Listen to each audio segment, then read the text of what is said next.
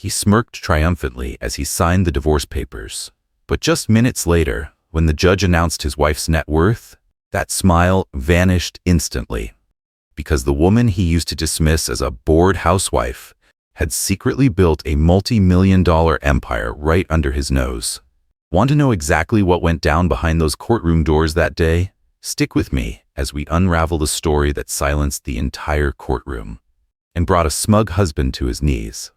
In the sun-soaked, spotlight-drenched stretch of Southern California's coast, Lori was once known as one of the most inventive chefs at a five-star resort. She never liked calling herself a celebrity chef, but the local culinary scene couldn't stop talking about her signature garlic basil sauce, a recipe passed down from her grandmother that had made more than one critic rewrite their reviews. They say there are two things a woman shouldn't be too good at: cooking and enduring, because once she masters both, men think she doesn't need anything else. Omar, the man who swept into her life like a media whirlwind, turned every rule Lori had followed for a decade on its head.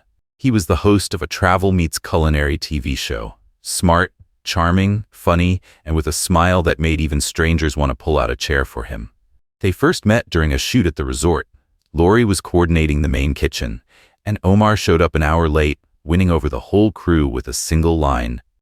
"I got sidetracked, trying every taco within a 5-mile radius." He called her sauce the best thing to happen to grilled chicken since humans discovered fire. Lori laughed, not realizing she'd be laughing a lot more because of this man. But she did laugh. Too much. And too soon. Just 3 months into dating, they held a beachside wedding in Malibu. A dazzling affair, complete with press coverage, drone footage, imported champagne, and a custom gown by a famous designer. The tabloids dubbed them the taste bud couple. He was the sweetness of TV, she was the spice of the kitchen. After the wedding, Lori left the restaurant. Omar whispered in her ear, "You don't need to grind anymore. You're a woman of the spotlight. Build your brand, no need to stand next to a frying pan." Lori, who was used to the scent of open flames and the sizzle of sauce hitting hot metal, traded her apron for silk dresses, styled to match Omar's taste. He told her, "Style is a language without words," and she listened. She joined him at film premieres, gala nights, and charity fundraisers. In rooms full of TV people, Lori laughed at the right moments, shook hands the right way, and stayed silent when someone made a jab about people who cook because they're not good enough to do something bigger. One time, a TV producer flat out said, "You should start an online cooking class. It'd be trendy and cute, like an educated housewife." Lori just sipped her wine. Omar gave a polite chuckle. No one disagreed, but inside, she was starting to fall apart. One day, while prepping spices for dinner at home, she opened a jar of store-bought garlic powder. It reeked of chemicals and had none of the soul of the real thing. She thought, why do people settle for this when they could taste the real deal? That was the spark. The idea of bottling her own spices started right then. No big announcement, no grand plan, just a quiet feeling that she needed to do something more real. Lori began testing small batches at home. Using ingredients from the local farmer's market, she roasted, ground, blended, and packed everything by hand into tiny jars, hand-labeling each one before sending them off to friends and a few familiar neighbors. She didn't call it a startup. She called it saving myself from disappearing. When Omar noticed a few spice jars neatly lined up on the kitchen shelf, he scoffed. "You're making artisanal salt? That's cute. Just don't bring it to a showbiz dinner. It's not really the vibe." Lori laughed too, but her eyes weren't as wide and bright as before. There was a crack, small, but the kind that spreads fast if you don't seal it. One night, at the launch party for the new season of Omar's TV show, the event host asked him on stage, "That stunning woman next to you tonight, is she a talented chef?" Omar laughed. "She's a part-time kitchen artist. Mostly she stays home. Good thing she can cook, or I might have left already." The whole room burst out laughing. Lori laughed too. But only the person sitting next to her noticed her hand tightening around her wine glass, knuckles pale and fingers locked in a silent scream. She used to be the woman people booked 2 weeks in advance just to try her spicy grilled chicken. Now, she was standing in a crowd, listening to the man she loved turn her into a punchline, and the room clapped along. People don't leave because you stop loving them. They leave because you stop respecting them. That night, Lori said nothing. But from that moment on, she started rewriting her story. With spices, with silence, and with a plan Omar would never see coming. Lori didn't sleep.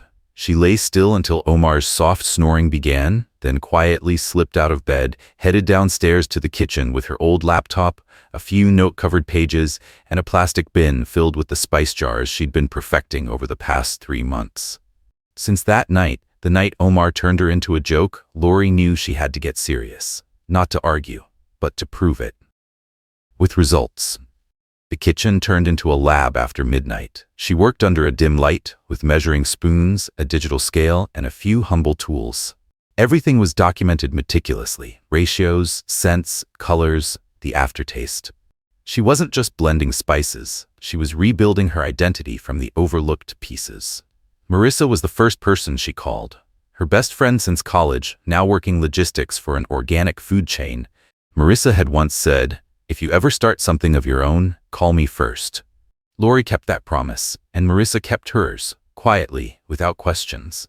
Within 3 days, Marissa found a small warehouse up in North Glendale, discreet, clean, unnoticed. Lori showed up in sweats, a baseball cap, and sunglasses. She stepped into the empty space and said, "Big enough to hide a dream."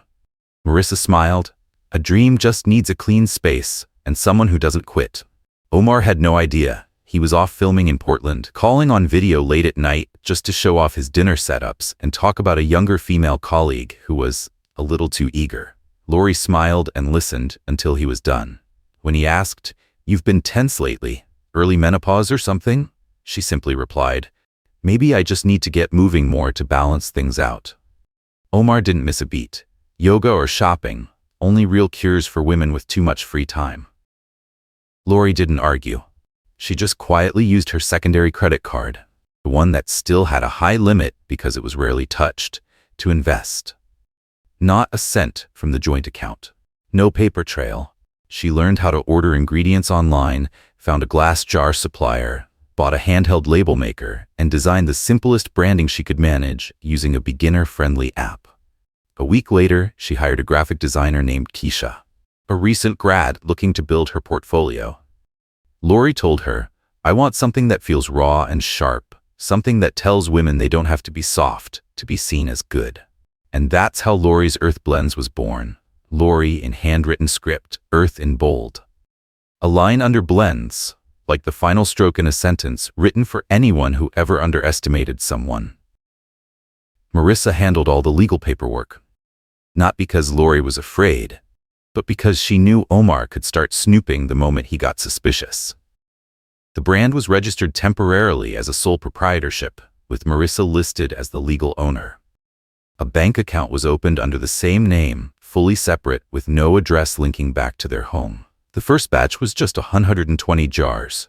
She brought them to a Pasadena farmer's market, set them out on an old wooden table, no signage. Lori stood behind it in a beanie and a plain t-shirt. No one recognized her. Some people walked by, some stopped, some sampled, and came back to buy again within 15 minutes. Every jar sold out by noon.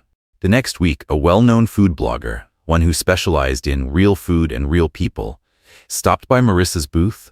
Lori wasn't there that day, and tried the smoky spicy blend. 3 days later, his blog ran a piece titled, "The Spice That'll Make You Rethink What You've Been Sprinkling on Dinner for the Last 10 Years.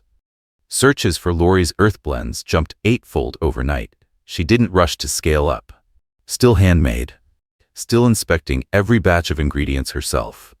Orders came in through email, compiled by Marissa, and delivered to the warehouse weekly. Lori worked there when Omar was out of town, or told him she was going to Pilates. To Omar, Lori was still the sweet wife. Dressed just sexy enough for photos, refined enough to not talk too much. He took her to events, introduced her as Mrs. Showbiz, and loved to joke. "She's the secret behind my figure, and I'm the reason she hasn't opened a restaurant." Lori smiled, stood beside him, her arm looped through his like a high-end accessory. But only she knew that inside her small purse, her phone had just buzzed with a notification. Order number 1000. When she stood alone at the warehouse at sunset, watching Carson, the delivery guy, load boxes onto the truck, Lori whispered aloud, to no one but herself. One day, you won't be the only one who brings value to this marriage. And she believed it. That day was coming, sooner than Omar thought. The more success Lori built in silence, the more she realized the distance between her and Omar wasn't just about life goals. It was about loyalty. She no longer kept track of his filming schedule, but she always knew when he was free. That's when the short messages would show up. Dinner at home tonight? Or, wear the red dress, charity gala. One early morning, while adjusting order schedules on her iPad, Lori heard the sound of Omar showering in the bathroom. His phone buzzed quietly on the kitchen counter. A notification lit up the screen from a behind-the-scenes crew recording app. It looked like he'd forgotten to turn off the autosave feature for footage from the set. Lori wasn't the snooping type, but instinct made her tap the screen. The clip was under 2 minutes. It started with Omar standing outside a trailer, adjusting his collar as the camera prepped. A woman walked up, the supporting actress from the new season. Lori recognized her from a few behind-the-scenes photos. She placed a hand on Omar's chest, as if brushing off dust, and they both laughed. But the touch that followed wasn't work-related. Lori saw it clearly. The way Omar leaned in, his cheek brushing hers, the two of them locking eyes, and it wasn't for the camera. Then their lips met. No more doubt. Lori didn't cry. She didn't flinch. She quietly hit save, emailed the clip to her backup work account. Something she'd started doing during late nights at the warehouse. Then she cleared the history on his phone, put it back exactly where it had been, poured herself a glass of water, and went back to reviewing new order emails like nothing had happened. That afternoon, she called a private investigator's office Marissa had recommended. No long explanation. She simply said, "I need to know who he's with, where, and for how long. No need to track him forever, just enough to prove it." Meanwhile, Lori's Earth Blends suddenly hit a growth spurt.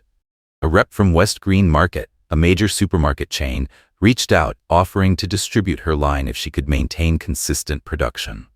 They wanted a trial order of 5,000 units, split across 3 regional markets, with potential to scale up tenfold if the response was strong.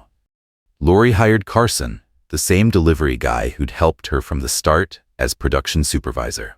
He had warehouse management experience, was detail-oriented, honest, and completely discreet. With Carson running the floor, Lori focused on product development and managing distributor relationships. At the same time, rumors broke that Omar was having an affair with the very actress from the clip. A gossip site published photos of the two having dinner after filming, shoulders touching under the warm, dim lights of an expensive restaurant. Omar denied everything, claimed the images were doctored, and threatened to sue the outlet for defamation. Lori said nothing. She still went to events with him, still held his arm, still played Mrs. Showbiz. But inside, her decision was already made. Monday morning, breakfast was boiled eggs, roasted tomatoes, and a slice of whole grain toast. Lori poured orange juice, set the glass in front of Omar, and sat down. "We should get a divorce," she said calmly, eyes fixed on her own glass. Omar froze for a beat. Then he laughed, not politely, but from the throat. Sharp, mocking, like he'd just heard a really bad joke. "How do you think you'll survive without me?" he said, wiping his mouth with a napkin, eyes laced with pity. Lori didn't respond. She looked at him like someone looking at a face they once loved, now just a faint memory filed away in a closed drawer. Omar stood, walked behind her chair, and patted her shoulder. "Fine," he said, flashing that tilted smile. "Good. Now you're free to make salt all day. Play with spices, jars, and your little label machine, if that helps you feel important." Lori said nothing. She picked up her plate of eggs, walked to the sink, and washed each utensil with quiet precision, as if scrubbing away the layer of contempt that had just settled into the air. As Omar threw on his coat and walked out of the kitchen, passing behind her, Lori didn't turn. But her voice cut through, low and steady, like a cold blade laid flat on the counter. "Go ahead, keep laughing." On the first morning of the divorce hearing, Lori arrived 15 minutes early. She chose a quiet seat on the right side of the courtroom, near the window, wearing a simple cream-colored suit. No designer labels, no expensive perfume, just a small silver necklace, a birthday gift from her mother when she turned 19. Omar walked in right on time, like he was stepping onto a red carpet. Charcoal gray suit, perfectly tailored, pocket square folded to a crisp square. A gleaming Mont Blanc pen clipped to his chest pocket. He paused outside the courtroom to greet a waiting reporter, tilting his head just enough and saying, "I'm fine. We're both fine. Sometimes, grown-ups just take different paths." The quote landed perfectly into the mic. Before sitting down, Omar glanced around the room. His eyes skimmed past Lori like she was an extra in some forgettable episode. He signed the divorce papers with a half smile, then gently placed the pen on the table, like he'd just wrapped up some minor admin task. Not once did he look her in the eye. When asked about marital assets, Omar stood, clasped his hands in front of him, and launched into a carefully rehearsed speech. "I was the primary earner in this marriage, income from television, endorsements, and personal investments made before we were married. My wife, Lori, was a homemaker. She used to be a chef, then began selling some artisanal spice products. I don't mean to diminish her efforts, but realistically, our asset values are not equal." He paused, turning slightly toward the judge for emphasis. "I've offered a post-divorce support package, enough for her to get back on her feet. I'm also willing to split our assets 90-10, because I believe that reflects the reality of our contributions." Lori didn't react. She simply tucked a strand of hair behind her ear. Her attorney, a compact woman with gray hair, steel-rimmed glasses, and a calm presence, didn't say a word either. She just scribbled something into the file on her lap. The room fell into a quiet lull, as if everything had been settled. A public figure, a homemaker wife, a clean, civilized split, the kind the upper class liked to stage. Then Lori's attorney stood. She stepped to the podium, opened a worn brown briefcase, and pulled out 3 folders. Each one was bound, clearly labeled, and neatly organized. She placed them in front of the judge, Omar's attorney, and the court clerk. "Your Honor," she began, "I'd like to present a financial overview of the business founded and independently operated by my client, Lori, over the past 3 years." Omar frowned. Lori's Earth Blends, LLC, established that April as a limited liability company, registered in the state of California with all valid business licenses, tax filings, and financial statements in order. She opened another slim folder. "Currently, the brand holds a distribution contract with West Green Market, covering the entire western U.S. territory. Total revenue for the most recent fiscal year was $2.8 million, with a gross profit margin of 36%. Omar whipped his head toward his attorney. That sharp jolt didn't go unnoticed. The current valuation, based on an independent audit, stands at $4.9 million. This includes brand equity, active contracts, physical assets, and projected orders for the upcoming quarter." No one said a word. The courtroom filled only with the soft rustle of paper and the quiet tapping of the clerk's pen. Lori's attorney walked slowly to the projector at the back of the room, plugged in a USB drive, and began the presentation. Images flicked across the screen: the production floor, the packaging line, the storage warehouse. Photos from farmers markets, a signed contract with West Green Market. Each image was clear, time-stamped, and meticulously documented. The judge, a sharp-eyed, soft-spoken, middle-aged woman, looked up. "Mr. Omar," she said, voice measured, "in the past 3 years, have you invested, provided financial support, or participated in the management of Ms. Lori's business in any capacity?" Omar hesitated. His attorney whispered something quickly, but the judge's gaze locked him in place. "No, not directly. I maybe offered emotional support." Lori lifted her head, eyes locked on him. Steady, silent, unblinking, not a single word. Her attorney spoke in her place. "Your Honor, the majority of this business's early operations were carried out quietly, at night, in the shared home, without any financial or constructive input from Mr. Omar. These activities were documented and cross-checked against his schedule, showing no evidence of involvement." The judge nodded, jotting something into her notes, but Lori's attorney wasn't finished. "Lastly, we submit Miss Lori's personal investment portfolio, which includes post-tax profits reinvested into various assets, such as startup equity and small-scale real estate holdings." Omar leaned back in his chair. His hand resting on his knee slowly curled into a fist. The sparkle in his eyes from earlier, that polished, press-ready shine, had dulled. Then, for the first time since the hearing began, he turned and looked directly at Lori. She didn't move. calm, composed, as if he had never been the man who signed the divorce papers with a smug smile. From the moment Lori's attorney laid out the full documentation, the tone in the courtroom shifted. It was no longer a space commanded by a confident man who believed he controlled the narrative. It had become a place where truth, plain and undeniable, was laid bare through numbers that couldn't be spun. The judge returned with her ruling after nearly 30 minutes of recess. Her voice was steady, not loud, not soft, but each sentence cut clean, like scissors slicing through layers of masks thought to be untouchable. After reviewing all documents, evidence, and testimonies from both parties, the court determines that Lori's Earth Blends is the sole property of Miss Lori. The brand's creation, growth, and management were executed without any involvement, financial contribution, or support from Mr. Omar. A brief pause, then she continued. Based on evidence of infidelity, demeaning statements toward the plaintiff, and lack of transparency in Mr. Omar's asset disclosures, the court is adjusting the division of marital assets in favor of the plaintiff. Lori didn't move. Only her palm tightened slightly beneath the table where no one could see. The penthouse property in Venice Beach shall be awarded to Miss Lori. Financial records show she contributed nearly 40% of the initial mortgage payments, as well as covered early-stage interior renovations, all supported by receipts. Omar suddenly jolted upright. He turned to his attorney and whispered something urgently, but no one at the judge's bench looked up. The court also rejects the defendant's motion for a financial fraud investigation, the judge concluded, due to lack of reasonable grounds and absence of any evidence suggesting misconduct by the plaintiff. When the gavel struck with a dry, final thud, the hearing was officially over, an ending no one, least of all Omar, had seen coming. He stood slowly, face pale, the once familiar features known from television now looking like a faded replica of himself. The media didn't wait. By that afternoon, headlines lit up across entertainment news sites. Famous TV host loses Venice penthouse in surprise divorce ruling. Host's wife mocked for selling homemade spices turns out to be a self-made millionaire.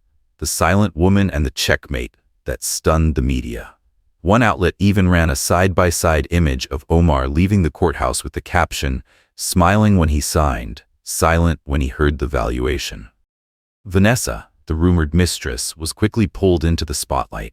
Just one day after the ruling, she was spotted leaving her former management company. Her social media accounts went dark. She hasn't appeared in public since. Some sources claimed she had temporarily stepped away from the television industry. Close friends declined to comment entirely.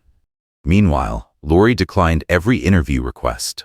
No public statements, no behind-the-scenes tell-alls. She stayed exactly as she'd chosen from the beginning, quiet, contained, with no need to claim credit. Every day after the verdict, she woke early, worked from the makeshift office in her warehouse, signed contracts, checked order timelines, and reviewed media campaigns run by Marissa's team. She didn't look back, and she didn't waste time cleaning up messes she didn't make. 3 weeks after the hearing, Lori packed up her things from the penthouse once dubbed their dream home by the press. No moving trucks, just a few cardboard boxes, a handful of photo frames, and one old spice jar, the very first one she ever made, labels still crooked. She kept it as a reminder. Everything started with her own 2 hands. Lori moved into a luxury apartment in Santa Monica's Arts District, a place she chose herself, bought herself, not to impress anyone, but to feel peace each time she walked through the door. It wasn't massive, but it was enough. Enough to open the windows, feel the ocean breeze, and know that every single thing in that space was hers, untouched, unowned, and ungoverned. On her first night there, Lori didn't turn on music. She didn't touch the TV. She simply stood on the balcony, looked down at the glittering lights along the shore, and listened to the steady rhythm of the waves crashing into the sand. And then, after so many long days spent in quiet endurance, in strategy, in restraint, in playing the part of the composed woman so things wouldn't spiral further, she smiled. Not for anyone else. No one saw it. Just a smile that rose for the first time when she no longer had to prove a single thing. A silent moment, but still strong. Not everyone wins the quiet game, but the ones who wait for the right moment, who stay silent and move with purpose, they don't just win. They leave the ones who underestimated them with a lesson life never lets them forget. 1 year later, Lori's Earth Blends was on the shelves of over 200 stores nationwide, including the prestigious organic chain Wholeway. Revenue hit 7 figures. International distributors were now flooding her inbox with bulk orders. On Instagram, the hashtag #EarthBlendsRecipes had been shared over 300,000 times. Lori's cooking demo videos, featuring her spices, racked up millions of views, despite her never spending a single dollar on ads. A 3-story building in downtown Los Angeles, once an old photo studio, was now the brand's official headquarters. Lori hired an architect to renovate it, but insisted on keeping the raw brick walls and original wood floors, just as she preserved authenticity in every product she made. The ground floor became a tasting and experience space, the second floor, the executive offices, and the third, flooded with morning light, was the flavor testing studio. Marissa was now Chief Operating Officer, managing a team of over 20 employees. She still called Lori the quiet girl who flips the script. Carson, once just a delivery guy, had become head of quality control. The people who stood beside Lori back when no one knew her name were still there, not because of contracts, because they chose to be. Lori had started speaking at women's independent business conferences. She didn't share sob stories. She didn't peddle polished inspiration. She talked about ingredient cost sheets, negotiating with retail chains, dealing with condescension, and staying grounded when the world kept pushing you to sell out. "Don't wait for anyone to hand you the lead role," she said at a conference in Austin. "Write the script, produce it yourself, step on stage, and if you have to, build the damn theater." One afternoon in mid-March, Lori returned to her old restaurant, the place she'd walked away from to follow Omar. The new head chef had invited her in for a private tasting, then gave her a tour of the kitchen. The scent of roasted onions still filled the air, the rhythm of knives, the kitchen banter, all unchanged. But this time, Lori didn't feel like someone who had left something behind. She was the guest of honor. When the chef asked if she'd consider co-developing a new gourmet spice menu for their high-end clientele, she smiled and replied, "I'll think about it, but thank you for remembering I was once here." That evening, at a charity gala in Beverly Hills, Lori arrived in an off-shoulder black gown, hair pinned up, nude heels. She walked in with Marissa and 2 young investors from Switzerland. Under the soft glow of chandeliers and the flash of cameras along the red carpet, a familiar voice called out from behind her. "Lori?" She turned. It was Omar. Thinner than before, dressed in an older suit, standing beside a woman who didn't look up from her phone. He stepped closer, his gaze no longer arrogant, but unsteady, like someone watching a game they used to play but no longer understand. You look different," Omar said, eyes flickering between curiosity and something like nostalgia. "You've really changed." Lori met his gaze. Not with anger, not with warmth, just the calm of someone whose empty spaces had long since been filled with purpose.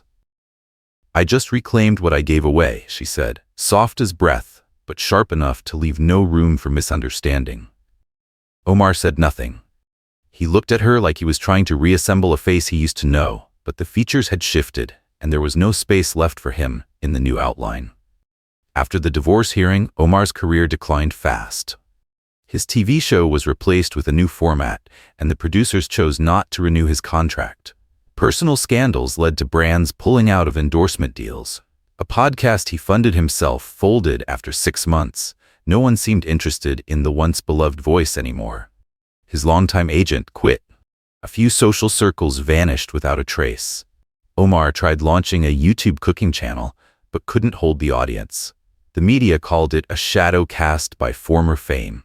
But to Lori, all that remained was a man who once believed he couldn't be replaced. The gala carried on. A waltz began to play.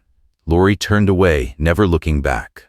A man who once laughed when she signed the divorce papers now had nothing left to say.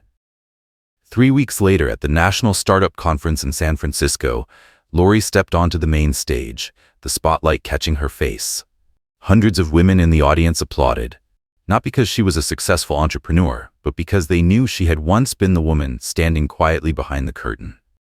Today, she walked onto that very stage, no one leading her. She wasn't just someone who'd been left behind. She was the one who turned pain into a business, disrespect into fuel, and a life that almost collapsed into a comeback no one saw coming. If you've made it this far, drop a comment below. Would you choose to stay silent and endure? Or would you quietly rebuild yourself, like Lori did? Thank you for staying with us until the very end of this story.